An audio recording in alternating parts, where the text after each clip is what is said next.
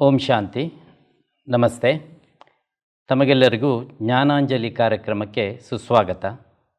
ಇಂದಿನ ವಿಷಯ science behind ರಾಜಯೋಗ, ಅಂದರೆ ರಾಜಯೋಗದ ಹಿಂದಿನ ವೈಜ್ಞಾನಿಕ ತಳಹದಿ ಏನಂತ ತಿಳ್ಕೊಳ್ಳಿಕ್ಕೆ ನೋಡೋಣ.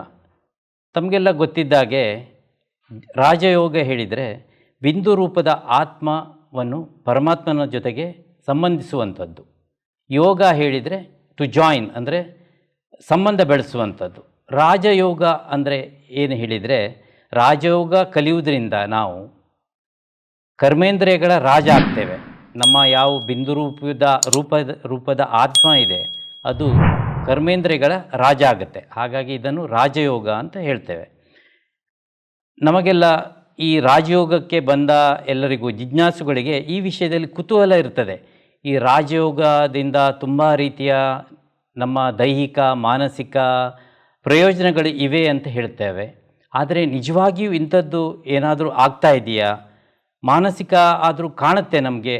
ಇದರ ಜೊತೆಗೆ ನಮ್ಮ ದೇಹದೊಳಗೆ ಯಾವುದಾದ್ರೂ ಸಕಾರಾತ್ಮಕವಾದ ಪರಿವರ್ತನೆಗಳು ಆಗ್ತಾ ಇದ್ದಿವೆ ಅಂತ ಜಿಜ್ಞಾಸುಗಳಿಗೆ ತುಂಬ ಕುತೂಹಲ ಇರ್ತದೆ. ನಾನು ಕೂಡ ರಾಜಯೋಗದ ವಿದ್ಯಾರ್ಥಿಯಾಗಿ ಈ ವಿಷಯದಲ್ಲಿ ಹುಡುಕ್ತಾ ಇದ್ದೆ. ತಮಗೆಲ್ಲ ಗೊತ್ತಿದ್ದಾಗೆ ಏನಾದರೂ ಒಂದು ವಿಶೇಷ ಸುದ್ದಿ ಇದ್ದರೆ ಪತ್ರಿಕೆಗಳಲ್ಲಿ ಬರ್ತದೆ. ಹಾಗೆಯೇ ವೈದ್ಯಕೀಯ ಲೋಕದಲ್ಲಿ ಕೂಡ ಹಲವಾರು ಪತ್ರಿಕೆಗಳು ಇರ್ತವೆ. ಅದರಲ್ಲಿ ಏನಾದರೂ ವಿಶೇಷ ಸುದ್ದಿ ಇದ್ದರೆ ಅದನ್ನು ನಾವು ಪ್ರಕಟಿಸ್ತೇವೆ, ಪಬ್ಲಿಷ್ ಮಾಡ್ತೇವೆ. ಇಂತಹ ರಾಜಯೋಗಕ್ಕೆ ಸಂಬಂಧಪಟ್ಟ ವಿಷಯಗಳನ್ನು ನಾನು ಹುಡುಕ್ತಾ ಹೋದೆ. ಈ ವಿಷಯಗಳನ್ನು ಇವತ್ತು ನಿಮ್ಮ ಜೊತೆ ಹಂಚಿಕೊಳ್ಳಿಕ್ಕೆ ನನಗೆ ತುಂಬ ಸಂತೋಷ ಆಗ್ತಾಯಿದೆ. ಇದರಲ್ಲಿ ಪ್ರಥಮವಾಗಿ ಒಂದು ಸ್ಟಡಿ ಯಾವುದು ನಿಯತಕಾಲಿಕದಲ್ಲಿ ಬಂದಿದೆ, ಅದು ಹಾರ್ಟ್ ಅಟ್ಯಾಕಿಗೆ ಸಂಬಂಧಪಟ್ಟದ್ದು. ತಮಗೆಲ್ಲ ಗೊತ್ತಿದ್ದಾಗೆ ಮೌಂಟ್ ಅಬುನಲ್ಲಿ ನಮ್ಮ ಬ್ರಹ್ಮಕುಮಾರಿ ಇದರ ಮುಖ್ಯ ಶಾಖೆ ಇದೆ. ಅಲ್ಲಿ ಗ್ಲೋಬಲ್ ಹಾಸ್ಪಿಟಲ್ ಅಂತ ಇದೆ. ಅವರು ಈ ರಾಜಯೋಗದಿಂದ ಈ ಹಾರ್ಟ್ ಅಟ್ಯಾಕ್, ಯಾವ ರಕ್ತನಾಳಗಳು ಬ್ಲಾಕ್ ಆಗಿ ಆಗುವಂಥ ಕಾಯಿಲೆಗೆ ಈ ರಾಜಯೋಗದಿಂದ ಏನಾದರೂ ಪ್ರಯೋಜನ ಇದೆಯಾ ಅಂತ ಒಂದು ದೊಡ್ಡ ಸ್ಟಡಿ ಮಾಡಿದರು. ಇದಕ್ಕೆ ಅವರಿಗೆ ತುಂಬ ಉತ್ತೇಜನ ಕೊಟ್ಟವರು ಯಾರು ಹೇಳಿದರೆ, ನಮ್ಮ ರಾಷ್ಟ್ರಪತಿ ಆಗಿದ್ದಂಥ ಅಬ್ದುಲ್ ಕಲಾಂಜಿ ಅವರು. ಅವರ ಜೊತೆಗೆ DRDO ಅವರು ಸೇರಿಕೊಂಡು ಈ ಸ್ಟಡಿ ಮಾಡಿದರು. ಇದರಲ್ಲಿ ಏನು ಮಾಡಿದ್ರಂದರೆ, ಅವರು ಈ ಹಾರ್ಟ್ ಅಟ್ಯಾಕ್ ಆಗಿ ಯಾರು ಬರ್ತಾರೆ ಅವರಿಗೆ, ನಿಮಗೆ ತಿಳಿದಿದ್ದಾಗೆ ಅವರ ರಕ್ತನಾಳಗಳ ಸ್ಟಡಿ ಮಾಡಲಿಕ್ಕೆ ಆ್ಯಂಜಿಯೋಗ್ರಫಿ ಮಾಡ್ತಾರೆ. ಆ ಆ್ಯಂಜಿಯೋಗ್ರಫಿ ಮಾಡಿ ಯಾರಿಗೆಲ್ಲ ಹೆಚ್ಚಿನ ಬ್ಲಾಕ್ ಇದೆ, ಕೆಲವರಿಗೆ 80% 90% ಬ್ಲಾಕ್ ಇದೆ, ಅವರಿಗೆ ಬೇರೆ ಟ್ರೀಟ್ಮೆಂಟ್ ತಗೊಳ್ಳಿಕ್ಕೆ ಮನಸ್ಸಿಲ್ಲ, ಅವ್ರಿಗೆ ಇದರಲ್ಲೇ ಜಾಸ್ತಿ ನಂಬಿಕೆ ಇದೆ, ಅಂಥವರಿಗೆಲ್ಲ ಅವರು ಈ ಸ್ಟಡಿಯಲ್ಲಿ ಸಿಲೆಕ್ಟ್ ಮಾಡಿದರು. ಆಮೇಲೆ ಏನು ಮಾಡಿದ್ರು ಹೇಳಿದರೆ, ಆ್ಯಂಜಿಯೋಗ್ರಫಿ ಮಾಡಿದರು. ಅದ್ರ ಜೊತೆಗೆ ಸೈಕ್ಯಾಟ್ರಿಸ್ಟ್ ಅವರೆಲ್ಲ ಅವರ ಜೀವನ ಶೈಲಿ ಇದರ ವಿಷಯದಲ್ಲೆಲ್ಲ ತಿಳ್ಕೊಂಡ್ರು. ಆಮೇಲೆ ಅವರಿಗೆ 7 ದಿನಗಳ ಕಾಲ ಅಲ್ಲಿ ಮೌಂಟ್ ಅಬುನಲ್ಲಿ ರಾಜಯೋಗ ಕಲಿಸಲಾಯಿತು. ರಾಜಯೋಗ ಜೀವನ ಪದ್ಧತಿ ಬಗ್ಗೆ ಕಲಿಸಲಾಯಿತು. ಆಮೇಲೆ ಇದನ್ನು ಅವರು ದಿನ ಪೂರ್ತಿ ಇದನ್ನು ಫಾಲೋ ಮಾಡಬೇಕಂದ್ರೆ ಆಹಾರ, ರೆಸ್ಟ್ ತಗೊಳ್ಳೋದು, ಸ್ಲೀಪ್, ಪ್ರತಿಯೊಂದು ಕೂಡ, ನಿದ್ರೆ ಕೂಡ ಈ ರಾಜಯೋಗದ ಅಥವಾ ಈ ಜೀವನ ಪದ್ಧತಿಯನ್ನು ಅವರು ಫಾಲೋ ಮಾಡಬೇಕಾಯಿತು. ಆಮೇಲೆ ಏನು ಮಾಡಿದ್ರು ಹೇಳಿದರೆ, ಪ್ರತಿ 3 ತಿಂಗಳಿಗೆ ಅವ್ರಿಗೆ ಫಾಲೋ ಅಪ್ ಮಾಡಿದರು. ಅವರ ತೊಂದರೆ ಏನಿದೆ ಅದು ಜಾಸ್ತಿ ಆಗ್ತಿದೆಯಾ, ಏನಾದರೂ ವರ್ಸನಿಂಗ್ ಹೇಳ್ತೇವಲ್ಲ, ಅದೇನಾದರೂ ಆಗ್ತಾ ಇದೆಯಾ ಅಂತ. ಆಮೇಲೆ 2 ವರ್ಷ ಆಗುವಾಗ ಈ ಆ್ಯಂಜಿಯೋಗ್ರಫಿಯನ್ನು ರಿಪೀಟ್ ಮಾಡಲಾಯಿತು. ಪುನಃ ಅವರಿಗೆ ಆ್ಯಂಜಿಯೋಗ್ರಫಿ ಮಾಡಿ ಮೊದಲು ಎಷ್ಟು ಬ್ಲಾಕ್ ಇದೆ, ಇವಾಗ ಎಷ್ಟು ಬ್ಲಾಕ್ ಇದೆ ಅದನ್ನು ಕಂಪೇರ್ ಮಾಡಿ ನೋಡಿದಾಗ ತುಂಬ ಆಶ್ಚರ್ಯಕರವಾಗಿ ಏನಾಗಿತ್ತಂದರೆ, ಅದರಲ್ಲಿ ಹೆಚ್ಚಿನವರಿಗೆ ಆಲ್ಮೋಸ್ಟ್ 90% ಜನರಿಗೆ ಈ ಬ್ಲಾಕ್ ಏನಿತ್ತು ಅದು ಓಪನ್ ಆಗಿತ್ತು, ಖಾಲಿ ರಾಜಯೋಗ ಜೀವನ ಪದ್ಧತಿಯಿಂದಾಗಿ. ಹೀಗೆ ಹಲವಾರು ಸ್ಟಡೀಸ್ ಇದೆ. ಇನ್ನೊಂದು ಆರ್ಟಿಕಲ್ ಎಲ್ಲಿ ಬಂದಿರೋದು ಹೇಳಿದರೆ, ಇಂಟರ್ನ್ಯಾಷನಲ್ ಜರ್ನಲ್ ಆಫ್ ಸೈಕೋಫಿಸಿಯಾಲಜಿ. ಅದರಲ್ಲಿ ಅವರು ಏನು ಮಾಡಿದರು ಹೇಳಿದರೆ, ನಿಮಗೆ ತಿಳಿದಿದ್ದಾಗೆ ಬ್ರೈನ್ನ ಆ್ಯಕ್ಟಿವಿಟಿ ಹೇಗೆ ಹಾರ್ಟಿಗೆ ECG ಇದೆಯೋ, ಬ್ರೈನಿಗೆ EEG ಅಂತ ಹೇಳ್ತೇವೆ. ಅವರು EEG ಸ್ಟಡಿ ಮಾಡಿದರು. ಈ ರಾಜಯೋಗ ಮಾಡ್ತಾ ಇರುವವರು ಜನರು ಮತ್ತು ಅದೇ ಏಜ್ ಮತ್ತು ಮ್ಯಾಚ್ ಆಗುವಂತಹ ರಾಜಯೋಗ ಪ್ರಾಕ್ಟೀಸ್ ಮಾಡದಿದ್ದವರು ಅವರದ್ದು ಬ್ರೈನ್ನ ಈಜಿಯನ್ನು ಕಂಪೇರ್ ಮಾಡಿದರು. ಆವಾಗ ಅವ್ರಿಗೆ ಏನು ಕಂಡದ್ದು ಹೇಳಿದರೆ, ಬ್ರೈನ್ನಲ್ಲಿ ಮಿಡ್ ಬ್ರೈನ್, ಥಲಾಮಸ್ ಅಂತ ಕೆಲವೆಲ್ಲ important ಪಾರ್ಟ್ಸ್ಗಳಿವೆ.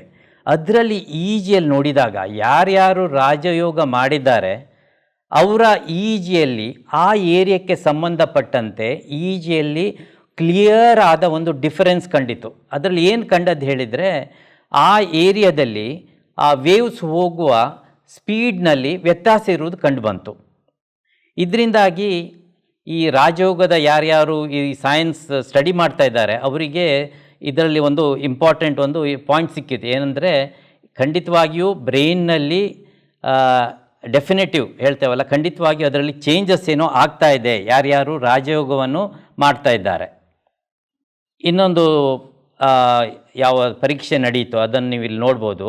Role of self managing leadership in crisis management. ಅಂದರೆ ಜೀವನದಲ್ಲಿ ಕೆಲವೊಮ್ಮೆ ತುಂಬ ಕಷ್ಟಕರವಾದ ಪರಿಸ್ಥಿತಿ ಬರುತ್ತೆ.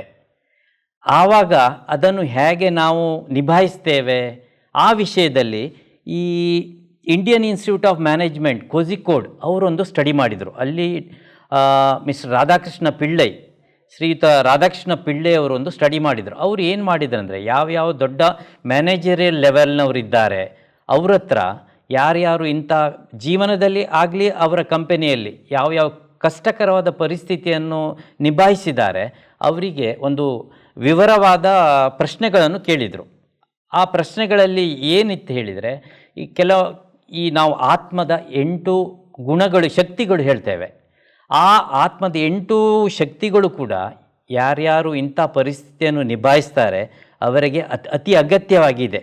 ಇಲ್ಲಿ ಕೂಡ ಅವರು ಏನು ಮಾಡಿದ್ರಂದರೆ, ಅವರು 45 ಜನರಿಗೆ ತಗೊಂಡ್ರು ಯಾರ್ಯಾರು ರಾಜಯೋಗ ಪ್ರಾಕ್ಟೀಸ್ ಮಾಡ್ತಾ ಇದ್ದಾರೆ, ಮತ್ತು 45 ಜನ ಯಾರು ಮ್ಯಾನೇಜರ್ಸ್ ಇದ್ದಾರೆ ಅವರು ಇಂಥದ್ದು ಯಾವುದೇ ಪ್ರಾಕ್ಟೀಸನ್ನು ಮಾಡ್ತಾ ಇಲ್ಲ. ಮತ್ತು ಅವರಿಗೆ ಆ ವಿವರವಾದ ಪ್ರಶ್ನೆಗಳನ್ನು ಉತ್ತರಿಸಬೇಕಾಯಿತು. ಆಮೇಲೆ ಇವರು ಆ ವಿವರಗಳನ್ನು ಅನಲೈಸ್ ಮಾಡಿದಾಗ ಅದರಲ್ಲಿ ನೋಡಿದಾಗ ಏನು ಕಂಡಿತಂದರೆ, ಯಾರ್ಯಾರಿಗೆ ಆ ಆತ್ಮದ 8 ಶಕ್ತಿಗಳನ್ನು ಚೆನ್ನಾಗಿ ಬೆಳೆಸ್ಕೊಂಡಿದ್ದಾರೆ ಅವರು ಎಲ್ಲರೂ ಕೂಡ ಯಾವಾಗ ಅವರ ಜೀವನದಲ್ಲಿ ಇಲ್ಲಾಂದರೆ ಕಂಪನಿಯಲ್ಲಿ ಇಲ್ಲವೇ ಸಮಾಜದಲ್ಲಿ ಕಷ್ಟಕರ ಪರಿಸ್ಥಿತಿ ಬಂದಿತ್ತು ಅವರೆಲ್ಲ ಪರಿಸ್ಥಿತಿಯನ್ನು ತುಂಬ ಚೆನ್ನಾಗಿ ನಿಭಾಯಿಸಿದರು. ಹೀಗೆ ಹಲವಾರು ಸ್ಟಡಿಗಳಿವೆ.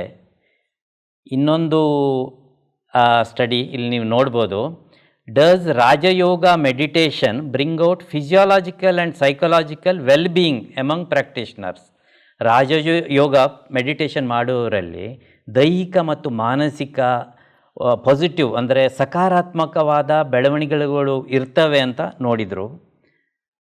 ಅವರು ಏನು ಕಂಡದ್ದು ಹೇಳಿದರೆ, ಯಾರ್ಯಾರು ಈ ರಾಜಯೋಗ ಪ್ರಾಕ್ಟೀಸ್ ಮಾಡ್ತಾ ಇದ್ದಾರೆ ಅವರ ಹಾರ್ಟ್ ರೇಟ್ ಅಂದರೆ ಹೃದಯದ ಬಡಿತ, ಬ್ಲಡ್ ಪ್ರೆಷರ್, ಇಂಥ ಹಲವಾರು ವಿಷಯಗಳನ್ನು ಅವರು ಸ್ಟಡಿ ಮಾಡಿದಾಗ ಅವರಲ್ಲಿ ಈ ಎಲ್ಲ ವಿಷಯದಲ್ಲಿ ಕೂಡ ಯಾರು ರಾಜಯೋಗವನ್ನು ಪ್ರಾಕ್ಟೀಸ್ ಮಾಡ್ತಾ ಇಲ್ಲ ಅವ್ರಿಗಿಂತ ಈ ವಿಷಯಗಳಲ್ಲಿ ಅವರು ಮುಂದುವರಿದಿದ್ದು ಕಂಡುಬಂತು. ಹಾಗಾಗಿ ಈ ವಿಷಯದಲ್ಲಿ ನಾನು ಇನ್ನೂ ಸ್ವಲ್ಪ ಮುಂದೆ ವಿವರವಾಗಿ ತಿಳಿಸ್ತೇನೆ ಹೇಗೆಲ್ಲ ಆಗುತ್ತೆ ಈ ಚೇಂಜಸ್ ನಮ್ಮ ಬಾಡಿಯಲ್ಲಿ ಅಂತ.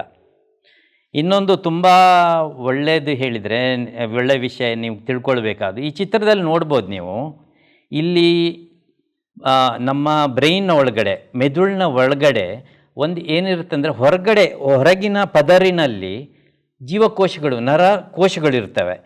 ಒಳಗಡೆ ಏನಿರುತ್ತೆ ಅಂದರೆ ಹೆಚ್ಚಾಗಿ ಇರುವಂಥದ್ದು ನರತಂತುಗಳು. ಅಂದರೆ ಈ ರೈಟ್ ಬ್ರೈನ್ ಲೆಫ್ಟ್ ಬ್ರೈನ್ ಹೇಳ್ತೇವಲ್ಲ, ಅದನ್ನು ಜಾಯಿನ್ ಮಾಡುವಂತಹ ತಂತುಗಳು ಇರ್ತವೆ. ಈ ತಂತುಗಳನ್ನು, ಈ ನರಕೋಶಗಳನ್ನು ನಾವು MRI ಹೇಳ್ತೇವಲ್ಲ, ಮ್ಯಾಗ್ನೆಟಿಕ್ ರೆಸೊನೆನ್ಸ್ ಇಮೇಜಿಂಗ್, ಈ ಸ್ಟಡಿ ಮಾಡಿದಾಗ ಚೆನ್ನಾಗಿ ನೋಡ್ಬೋದು. ಅದಕ್ಕೆ ಪ್ರತಿಯೊಂದಕ್ಕೂ ಒಂದೊಂದು ಹೆಸರೆಲ್ಲ ಇದೆ. ಅದಕ್ಕೆ ಇಂತಿಷ್ಟೇ ದಪ್ಪ ಇರಬೇಕು, ಅದರ ವಿಸ್ತಾರ ಇಷ್ಟಿರಬೇಕಂತೆಲ್ಲ ಇದೆ. ಇದನ್ನು ನಾವು ಮಿಲಿಮೀಟರ್ನಲ್ಲಿ ಮೆಜರ್ ಮಾಡ್ಬೋದು. ರಾಜಯೋಗ ಪ್ರಾಕ್ಟೀಸ್ ಮಾಡ್ತಾ ಇರುವವರ ಬ್ರೈನ್ನಲ್ಲಿ ನೋಡಿದಾಗ ಈ ಕನೆಕ್ಟಿಂಗ್ ಫೈಬರ್ಸ್ ಇಲ್ಲಿ ನೋಡ್ಬೋದು ನೀವು, ಕಾರ್ಪಸ್ ಕೆಲೋಸಮ್ ಹೀಗೆಲ್ಲ ಅದಕ್ಕೆಲ್ಲ ಹೆಸರಿದೆ. ಅದು ಹೆಚ್ಚಾಗಿ ಡೆವಲಪ್ ಆಗಿರೋದು, ಅಂದರೆ ಇವರಲ್ಲಿ ಹೆಚ್ಚು ಉದ್ದವಾಗಿರೋದು, ದಪ್ಪವಾಗಿರೋದು ಕಂಡುಬಂತು ರಾಜಯೋಗಿಗಳಲ್ಲಿ. ಇನ್ನೊಂದು ಸ್ಟಡಿ ಇಲ್ಲಿ ನೀವು ನೋಡ್ಬೋದು, efficacy of Rajayoga meditation on positive thinking and index of self satisfaction and happiness. ಅಂದರೆ ತಮ್ಮಲ್ಲಿಯೇ ಸಂತೃಪ್ತಿ ಮತ್ತು ಖುಷಿ ಇರುತ್ತಾ ರಾಜಯೋಗ ಪ್ರಾಕ್ಟೀಸ್ ಮಾಡುವವರಲ್ಲಿ, ಯಾರು ರಾಜಯೋಗಿಗಳಾಗಿದ್ದಾರೆ ಅವರಲ್ಲಿ. ಅದು ನೋಡಿದಾಗ ಖಂಡಿತವಾಗಿಯೂ ಇಲ್ಲಿ ನೋಡ್ಬೋದು, ಇಲ್ಲಿ ನಂಬರ್ ಅವ್ರು ಕೊಟ್ಟಿರ್ತಾರೆ. ಈ ನೋಡಿದಾಗ ಖಂಡಿತವಾಗಿಯೂ ಅವರಲ್ಲಿ ಸಕಾರಾತ್ಮಕ ಪರಿವರ್ತನೆ ಆಗಿರೋ ಜೀವನದಲ್ಲಿ ಕಂಡುಬಂತು. ಇವಾಗ ನಾವು ಎಲ್ಲರೂ ಹೆಚ್ಚಿನವ್ರು ಮಾತಾಡ್ತೇವೆ, ಕೊಲೆಸ್ಟ್ರಾಲು ಅಂಥದ್ದೆಲ್ಲ ತೊಂದರೆ ಇರುತ್ತೆ, ರಾಜಯೋಗಿಗಳಲ್ಲಿ ಹೇಗಿರುತ್ತೆ ಈ ಕೊಲೆಸ್ಟ್ರಾಲ್ ಇಂಥದ್ದೆಲ್ಲ ಸರಿಯಾಗಿ ಪ್ರಾಕ್ಟೀಸ್ ಮಾಡಿದರೆ, ಅದರ ಬಗ್ಗೆ ಕೂಡ ಅವ್ರು ನೋಡಿದರು. ಅದಕ್ಕೆ ಅದರ ಹಿಂದಿರುವ ವೈಜ್ಞಾನಿಕ ಹಿನ್ನೆಲೆಯನ್ನು ಕೂಡ ಅವರು ಸರಿಯಾಗಿ ಹೇಳಿದ್ದಾರೆ. ಯಾವ್ಯಾವ ಹಾರ್ಮೋನ್ ಬದಲಾಗುತ್ತೆ ರಾಜಯೋಗಿಗಳಲ್ಲಿ, ಅದು ಯಾವುದು ಬೇರೆಯವರು ಇರುವುದಿಲ್ಲ, ಅದನ್ನು ಕೂಡ ಕಂಡಿದ್ದಾರೆ. ಹಾಗಾಗಿ ನಮ್ಮ ಓವರಾಲ್ ಹೆಲ್ತ್ ಅಂದರೆ ಈ ಜೀವನದ ಎಲ್ಲ ಅಂಶಗಳಲ್ಲಿ ಕೂಡ ರಾಜಯೋಗ ಸಕಾರಾತ್ಮಕ ಪರಿವರ್ತನೆ ಮಾಡುತ್ತೆ. ಇನ್ನೊಂದು ಆರ್ಟಿಕಲ್ ನೀವು ನೋಡ್ಬೋದು ಇಲ್ಲಿ, meditation for meaning in life and happiness in older people. ಇತ್ತೀಚೆಗೆ ನಿಮಗೆ ತಿಳಿದಾಗೆ ಹಿರಿಯ ನಾಗರಿಕರು ಅವರಷ್ಟಕ್ಕೆ ಇರ್ತಾರೆ, ಎಲ್ಲೋ ಮೂಲೆಯಲ್ಲಿರ್ತಾರೆ. ಅವರ ಜೀವನ, ಯಾರು ರಾಜಯೋಗಿ ಹಿರಿಯರಿದ್ದಾರೆ ಮತ್ತು ರಾಜಯೋಗಿ ಹಿರಿಯರು ಅಲ್ಲದೇ ಇರುವವರಲ್ಲಿ ಅವರ ಜೀವನದಲ್ಲಿ ವ್ಯತ್ಯಾಸ ಇದೆ ಅಂತ, ಇದು ಕೂಡ ಅವರು ಖಾಲಿ ಭಾರತ ದೇಶದಲ್ಲಿ ನೋಡಲಿಲ್ಲ, 3 ಖಂಡಗಳಲ್ಲಿ ಬೇರೆ ಬೇರೆ ದೇಶಗಳಲ್ಲಿ ನೋಡಿದರು. ಅವ್ರು ನೋಡಿದಾಗ ಯಾರ್ಯಾರು ಹಿರಿಯ ನಾಗರಿಕರು ರಾಜಯೋಗ ಪ್ರಾಕ್ಟೀಸ್ ಮಾಡ್ಕೊಂಡಿದ್ದಾರೆ ಅವರೆಲ್ಲೂ ಯಾವತ್ತೂ ಜೀವನದಲ್ಲಿ ಖುಷಿಯಾಗಿದ್ದರು, ಸಕಾರಾತ್ಮಕವಾಗಿದ್ದರು, ಅವರಿಗೆ ಜೀವನದ ಬಗ್ಗೆ ಭಯ ಕಡಿಮೆ ಇತ್ತು, ಎಲ್ಲ ರೀತಿಯ ಅವರಿಗೆ ಲಾಭ ಕಂಡುಬಂದಿತ್ತು. ಹೀಗೆ ಹಲವಾರು ವೈಜ್ಞಾನಿಕ ಪ್ರಬಂಧಗಳನ್ನು ನೀವು ಕಾಣ್ಬೋದು. ಇನ್ನೊಂದು ಮುಖ್ಯವಾದ ಪ್ರಬಂಧ ನಾನು ಹೇಳಲಿಕ್ಕೆ ಬಯಸ್ತೇನೆ. ರಾಜಯೋಗದಿಂದ ನಮ್ಮ ಉಸಿರಾಟದ ಮೇಲೆ ಏನಾದರೂ ಪ್ರಯೋಜನ ಇದೆಯಾ ಅದು ನೋಡಿದಾಗ ಅವರು, ನಾವು ನಮ್ಮ ಲಂಗ್ಸ್ ಹೇಳ್ತೇವಲ್ಲ, ಅದರ ಕೆಪಾಸಿಟಿಯನ್ನು ಮೆಜರ್ ಮಾಡ್ಬೋದು. ಅದೆಲ್ಲ ನೋಡಿದಾಗ ಏನು ಕಂಡು ಬಂತ ಹೇಳಿದರೆ, ರಾಜಯೋಗಿಗಳಲ್ಲಿ ಲಂಗ್ಸ್ನ ಕೆಪಾಸಿಟಿ ಜಾಸ್ತಿ ಆಗಿದೆ ಅಂತ, ಅದರ ಯಾವುದು ವಾಲ್ಯೂಮ್ ಹೇಳ್ತೇವಲ್ಲ ಅದು ಜಾಸ್ತಿ ಆಗಿತ್ತು. ಇನ್ನೊಂದು, ಮಣಿಪಾಲ್ ಯೂನಿವರ್ಸಿಟಿಯಿಂದ ಡಾಕ್ಟರ್ MG ರಮೇಶ್ ಬಾಬು ಅವರು ಅಲ್ಲಿನ ಮಣಿಪಾಲ ಸೆಂಟರ್ನ ಸೌರಭಕ್ಕನವರ ಜೊತೆಗೆ ಒಂದು ಒಳ್ಳೆಯ ಸ್ಟಡಿ ಮಾಡಿದರು.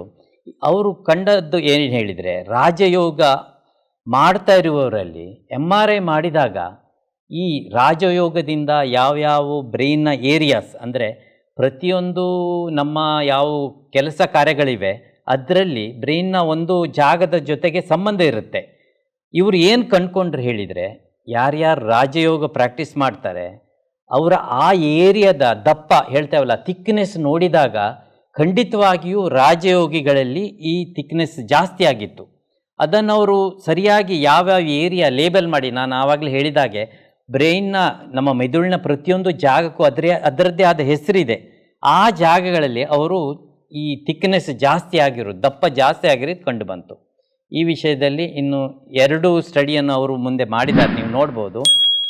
ಹೀಗೆ ರಾಜಯೋಗದಿಂದ ಖಾಲಿ ಮಾನಸಿಕ ಪ್ರಯೋಜನ ಮಾತ್ರ ಅಲ್ಲ, ಖಂಡಿತವಾಗಿಯೂ ಅದಕ್ಕೆ ಸರಿಯಾದ ಪ್ರಯೋಜನಗಳು ನಮ್ಮ ದೇಹದ ಒಳಗೆ ಕೂಡ ಕಂಡು ಬರ್ತವೆ. ನಮ್ಮ ಬ್ರೈನ್ನಲ್ಲಿ ಆಗಲಿ, ಬೇರೆ ಯಾವುದೇ ದೇಹದ ಬೇರೆ ಬೇರೆ ಆರ್ಗನ್ಸ್ಗಳಲ್ಲಿ, ಹಾರ್ಟ್ ಆಗಲಿ, ಎಲ್ಲ ಕಡೆಯಲ್ಲಿ ಸಕಾರಾತ್ಮಕವಾದ ಪರಿವರ್ತನೆಗಳು ಕಂಡು ಬರ್ತವೆ. ಓಂ ಶಾಂತಿ. ನಿಮಗೆಲ್ಲರಿಗೂ ಧನ್ಯವಾದಗಳು.